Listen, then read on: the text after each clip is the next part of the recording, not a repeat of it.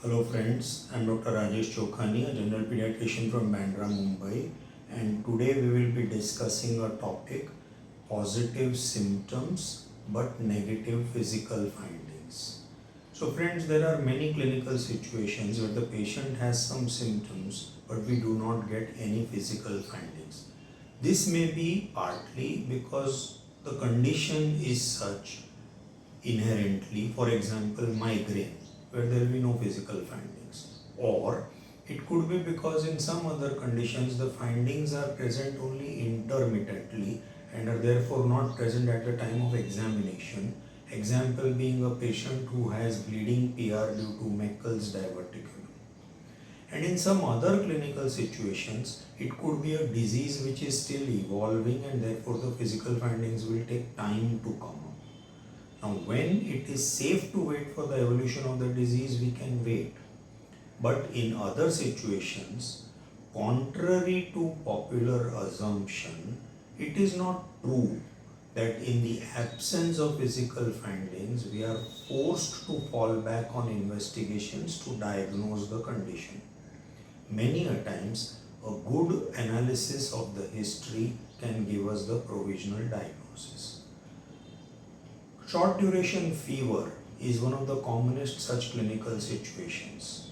So even in the absence of any other localizing symptoms and in the absence of any physical findings, we have learnt in our earlier videos that by focusing on the onset of fever, the response to antipyretic, the behavior in the interfebrile period, the pattern of fever and the trend of the fever by day 3, day 4, we can diagnose a presumed viral fever, strongly suspect a bacterial infection like enteric fever, and strongly suspect conditions like malaria or a immune mediated fever.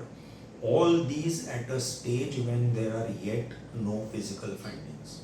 All these conditions can of course be confirmed later by investigations with time. In fact, in longer fevers, many of them are labeled as PUO because they have no obvious physical findings to go by and the investigations done till that point have been inconclusive. Even in these situations, a similar analysis of the first 4-5 days of the fever can often help us to group these patients into two groups. One, possible infection, or two, a non-infective immune-mediated inflammatory group, which can then lead us the way forward.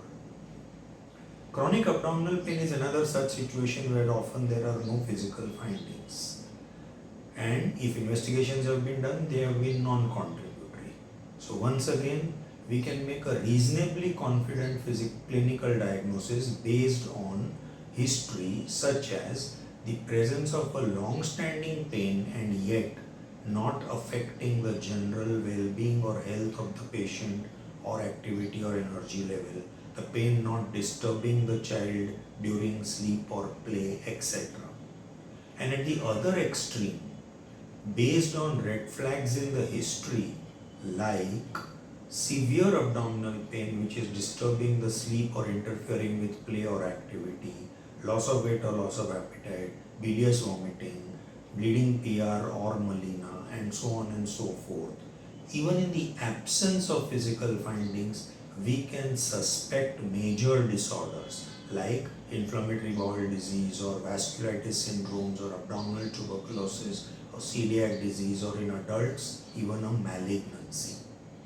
In acute severe abdominal pain, when there are no physical findings, surgical abdomen seems less likely, but we must remember medical causes of acute abdomen and we may suspect diabetic ketoacidosis based on a history of a recent onset of significant weight loss and weakness in spite of a good appetite associated with polyuria, and at times we may suspect acute intermittent porphyria based on the fact that the patient gets better after being put on IV fluids. When we get a patient with significant regional or localized pain but without any physical findings, we must think of neurogenic pain. So examples are a band-like pain over the trunk or abdomen before the vesicles of a herpes zoster come up, or a severe pain in the lower limbs which is due to root pains before the weakness of a Guillain-Barré syndrome comes up, or the severe pain in the lower limbs in an adult because of a prolapsed intervertebral disc which is impinging on a nerve root. When a pain does not conform to any particular anatomy or pathology and there are no clinical findings, and if there is suggestive circumstantial evidence, then we should think of psychogenic pain.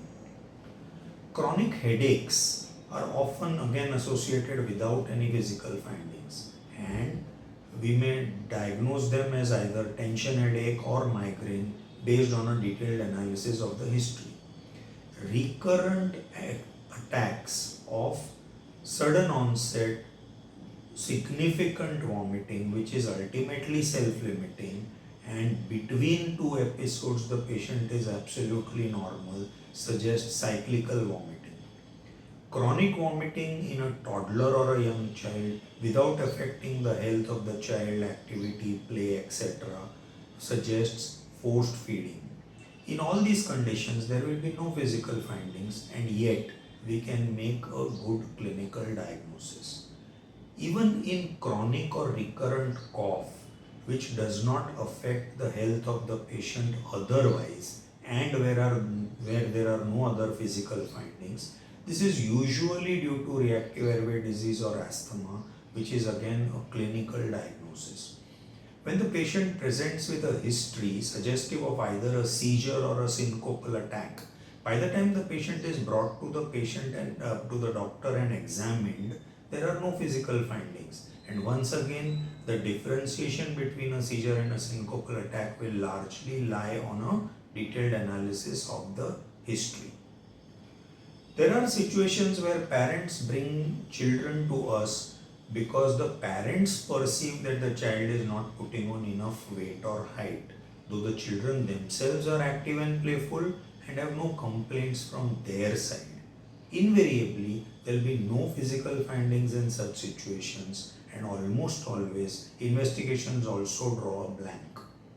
Logically, such children are unlikely to be suffering from any particular disorder, and it would just suffice to continue following them up on a growth chart. Those children who actually fit into the category of short stature but have no physical findings can be separated out into a familial short stature, constitutional delay of growth or puberty, and endocrine disorders based on the growth chart again. Now, a word about investigations when there are no physical findings. In all these conditions which we just discussed, in most of them, investigations are non-contributory. This could be either because there is no demonstrable investigational abnormality in that condition, example like migraine or tension headache or cyclical vomiting or forced feeding, or the investigational results are non-specific and lack the sensitivity and specificity. Example, investigations in short duration fever or reactive airway disease or asthma. And on the other hand, there are conditions where it is only through investigation that we can clinch and prove the diagnosis. Example, diabetic ketoacidosis. So, to put the whole thing in context and to summarize, there will be clinical situations where there are symptoms but no physical findings, and the underlying disorder could range from no organic disease to a benign, easily manageable condition to a serious disorder. At such times, it is not right to reflexly order investigations in the hope of getting a definite answer because there are limitations. Instead, a good, careful clinical analysis will guide us the way forward and also help us to investigate rationally. Thank you. The next video will be by Dr. Khare sir on positive clinical findings but a negative history or no symptoms. Thank you.